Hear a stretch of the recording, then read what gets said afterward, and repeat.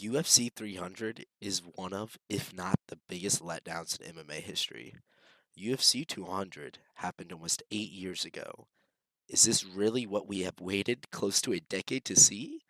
We waited 8 years to see Zhang Wei Li defend her title against Yan Xiaonan. Is that really one of the title fights for supposedly the biggest card in UFC? Not just UFC, but MMA history? Zhang Wei Li versus Yan Xiaonan? And don't even get me started on the other fights on this card. This is all the fights so far.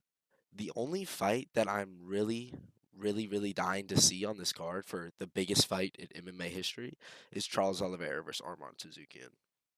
That is the only fight that I'm really would like to see. And I know some of you people are in the comments are going to be saying, "Oh, you're just a casual that doesn't know what a good fight looks like. You don't even like MMA." Bro, just shut up. Look here. I live and breathe this sport. I wake up in the morning, piss MMA. I fucking drink my coffee. I think about MMA. I go to sleep. I think about MMA. I love this sport. But I cannot just sit by and pretend like Yuri Prochazka versus Alexander Rakic and Cody Garbrandt versus Figueiredo is a good fight for UFC 300. And I know you hardcore MMA fans are going to say, Rockets versus Prochazka isn't a good fight. This is a great fight. I mean, on paper, yeah, this is a good fight. But for UFC 300, is this really worthy of the biggest fight in MMA and UFC history? What has Rakic done to get on the biggest card in MMA history? Ask yourself that. What has Alexander Rakic done to get on this card? His last win was in 2021.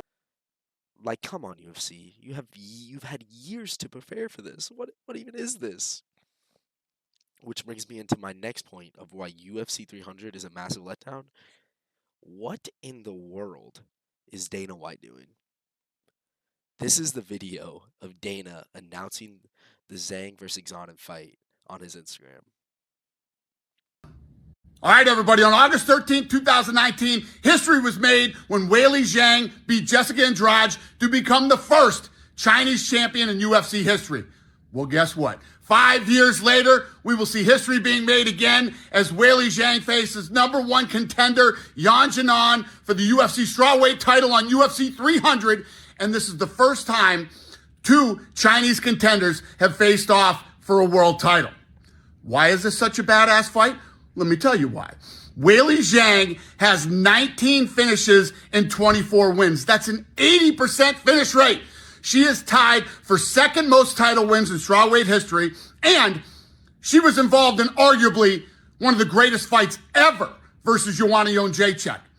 Her last fight was the most dominant statistical win ever in UFC women's history against Amanda Lemos. She outstruck her 288 to 21 in that fight.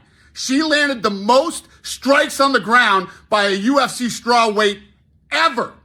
Now, Yan is the first Chinese female ever signed to the UFC. She's got the most head strikes landed in a single UFC strawweight fight ever. And she is coming off a first round knockout against Jessica Andrade in under 3 minutes, which, by the way, she was a 2-1 underdog in that fight. And she has 8 first round knockouts. This fight has badass written all over it. So there's one of the title fights for UFC 300. I will have at least 2 or more for you tomorrow. Have a lovely evening, everyone. Like, really? A multi-billion-dollar company for supposedly their biggest card ever has the president of the company just announcing it on a Thursday afternoon in his office on Instagram. Imagine if the NFL commissioner, Roger Goodell, announced the Super Bowl in his office. NFL fans would understandably be enraged. But as MMA fans, we just accept this? Tell me, in what other major sports organization could they get away with this? And the answer is, I don't think any of them. I think MMA is just the only one that they could do this in. And it's not even really about the iPhone video. It's everything wrong with UFC 300. This should be the golden opportunity for them to try to bring in so many eyes to this sport. UFC 300 should not just be about giving us good fights on paper. It should be about entertainment. And when casuals and people that are not really MMA fans see this card, they should be saying, "Wow, I have to watch this. This is a must-see event. I have to." And I don't think most of casuals even know who's, and I think most casuals wouldn't even know who's Zhang or Exonin is. I still remember when McGregor fought Khabib at UFC 229. My 70-year-old grandmother was telling me how she wanted to watch this with me and see McGregor win. If that isn't the definition of good marketing and what a superstar entertainer like Conor McGregor can do for a sport, I don't know what is. Send me a message like location. I'm gonna come. Whatever you want, doesn't matter. Ireland, New York, Brooklyn, or Moscow, doesn't matter. Tell me where. I can just picture Dana sitting there with his team coming up with this fight and then being like, Garbrandt versus Figueiredo, you're a fucking genius, man. And then right after that, we'll have the Nelk boys walk out shotgunning a Happy Dad with Hasbullah. Great one, Dana. You know how the kids love them Nelk boys. But it isn't. It's just sad that the UFC has so many great athletes that would bring so many eyes to this card, and they give us Bo Nickel versus Cody Brundage. Be honest with yourself. Do you really want to see this fight? Do most people even know who Cody Brundage is?